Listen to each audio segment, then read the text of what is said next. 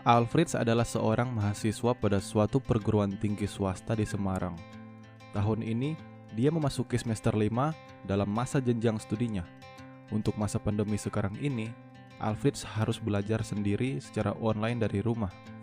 Dan bagi Alfreds, ini adalah sesuatu yang membuat semangat belajarnya menurun, karena keadaan di rumah sangat ramai terkait orang tuanya yang mempunyai usaha toko sembako. Karyawan orang tuanya yang tadinya bekerja secara bebas dan teratur, terpaksa dirumahkan. Alhasil, Alfred sebagai anak laki-laki tertua, mau tidak mau harus membantu orang tuanya dan juga kuliah. Alfred kesulitan membagi waktu dengan banyaknya tugas dan harus membantu orang tuanya. Alfred menjadi temperamen, suka marah-marah, dan nada berbicaranya kasar pada setiap orang yang ada di dekatnya. Lama-kelamaan, Alfred sering mengeluhkan pusing kepalanya dan hilang selera makan. Akhirnya, Alfred berkonsultasi dengan seorang konselor yang ada di kampusnya, namanya Pak David. Alfred memberikan link Zoom meeting dengan Pak David sebagai konselor sesuai waktu yang telah ditentukan pukul 10 waktu Indonesia Barat. Mereka bertemu via daring. Sebagai seorang konselor, Pak David hadir secara penuh, baik verbal maupun nonverbal, supaya Alfred sebagai konseli merasa diterima dan nyaman ketika konseling. Kontak mata Pak David wajar menunjukkan perhatian dan siap berinteraksi dengan klien, mendengarkan dengan seksama ketika klien berbicara, dan merespon dengan cepat dengan anggukan, senyuman, maupun empatik. Halo Alfred, selamat pagi. Gimana kabarmu hari ini? Kalau tidak salah, seperti yang Alfred katakan kemarin, kamu selesai mengikuti ibadah online ya? Selamat pagi Pak David.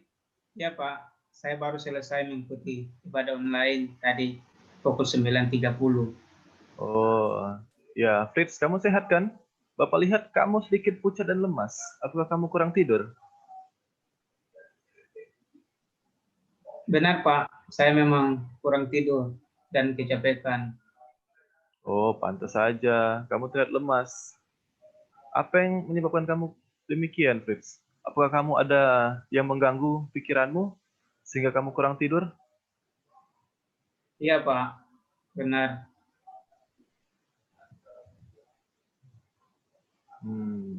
Oke, sebelum kita mulai lebih lanjut, saya mau kasih tahu bahwa waktu yang saya punya ini hanya 20 menit.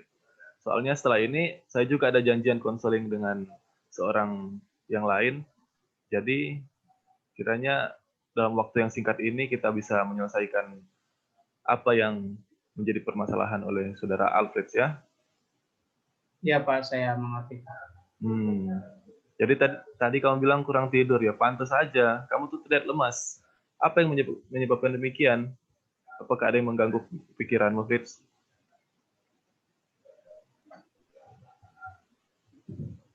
Oh, enggak usah takut. Enggak usah ragu-ragu untuk menyampaikan keluhanmu. Apapun yang kamu rasakan, apa yang nanti kamu sampaikan pada saya, hanya saya dan Alfred yang tahu. Karena itu sudah menjadi kode etik saya sebagai konselor, yaitu menjaga kerahasiaan klien. Apakah Alfred paham? Iya Pak, saya paham. Oke, baiklah Fitz. Apakah kamu sudah siap untuk menceritakan apa yang kamu rasakan? Ya, saya siap. Di semester 5 ini kan saya kuliah online di rumah. Saya kesulitan membagi waktu saya, seolah-olah saya kekurangan waktu, Pak. Oh, kesulitan membagi waktu. Kok bisa gitu? Orang tua saya kan membuka toko sembako di rumah, Pak. Karena masa pandemi ini banyak karyawannya yang dirumahkan. Padahal toko tetap buka dan melayani pembeli secara online. Meskipun secara online, pembeli bukannya berkurang, tapi semakin banyak. Hal ini karena mereka membatasi diri keluar rumah. Jadi, toko ortu saya yang berada di sekitar perumahan menjadi lebih ramai dengan orderan. Oke. Lalu, apa hubungannya dengan kuliahmu? Ya itu Pak, ortu saya meminta saya membantu di toko untuk menimbang, mengapak barang, bahkan sampai mengantar harus saya Pak. Jengkel sekali Pak saya. Mereka gak paham kalau menyuruh-nyuruh saya seenaknya saja. Gak peduli saya sedang daring atau mengerjakan tugas. Gak siang, gak malam. Tetap saja disuruh. Jika saya ada indikasi menolak ayah saya marah-marah Pak. Ngata-ngatain saya dengan suara yang keras dan kasar. Orang tua Alfreds tidak memedulikan kepentingan Alfreds meskipun sedang harus belajar. Alfreds tetap disuruh-suruh. Dan jika menolak, mereka tidak senang. Begitu? Iya benar Pak. Baiklah. Apakah Alfreds pernah mencoba mengatakan atau menceritakan dan membicarakan hal tersebut dengan orang tua Alfreds? Boro-boro Pak. Belum ngomong saja mau ditelannya. Kalau saya mau protes. Mereka selalu bilang bahwa saya harus bersyukur karena toko ramai. Sehingga di masa pandemi ini, ayah bisa membayar kuliah saya dengan lancar. Serta mencukupi kebutuhan rumah. Aduh, pokoknya campur aduklah perasaan saya. Baik. Lalu, dengan keadaannya seperti ini, apa yang Alfreds lakukan? Kadang kalau pas daring, saya tidak menampakkan wajah saya, Pak. Karena sambil bantu-bantu. Lalu? Hasilnya saya nggak tahu apa yang diajarkan dosen. Tahu-tahu melalui WA Group, makul ada tugas yang harus dikerjakan. Dan malam hari saya baru bisa mengerjakannya. Kalau toko sudah tutup, kadang sampai pagi karena banyak juga tugas dari kampus yang harus dikerjakan. Karena itu Pak, saya jadi kurang tidur, badan lemas, dan kalau siang saya ngantuk Pak. Belum lagi saya nggak tahu Pak tugas yang saya kerjakan benar atau salah. Tahu-tahu dosen memberi perintah pada saya kalau saya harus mengulang dan memperbaiki yang telah saya kerjakan. Dan ini semakin membuat saya stres, Pak. Jadi intinya Alfreds mempunyai kewajiban kuliah serta menyelesaikan tugas-tugas kuliah yang banyak. Dan di saat yang sama, Alfreds harus membantu orang tua yang mempunyai toko sembako. Alfreds merasa tidak bisa membagi waktu dengan keadaan yang ada, sampai-sampai harus mengerjakan tugas di malam hari dalam kondisi capek. Kemudian, paginya Alfreds jadi lemas dan ngantuk. Bahkan hilang selera makan, dan Alfreds merasa stres. Benar begitu, Alfreds? Iya, Pak. Seperti itu. Dan hanya hari mingguan saja saya bisa santai karena toko tutup. Dan kami sekeluarga mengikuti ibadah online. Oh ya.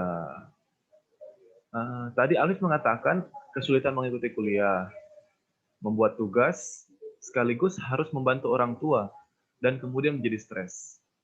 Sebenarnya yang paling membuat Alfreds merasa stres itu yang mana di antara ketiga ini? Bantu orang tua di toko, Pak.